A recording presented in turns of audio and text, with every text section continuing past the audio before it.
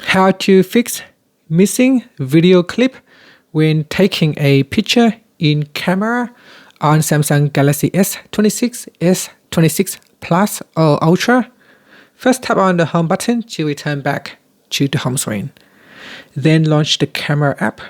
Now before you go and take a picture, tap on this small button or the control button. In here, swipe across and you want to tap on this motion icon. So tap on motion photo icon and make sure it is set to auto or on. Okay, so you can choose auto or on. Now once it is turned on, now if you start taking a picture, it will allow you to capture a small video clip when you are taking a picture.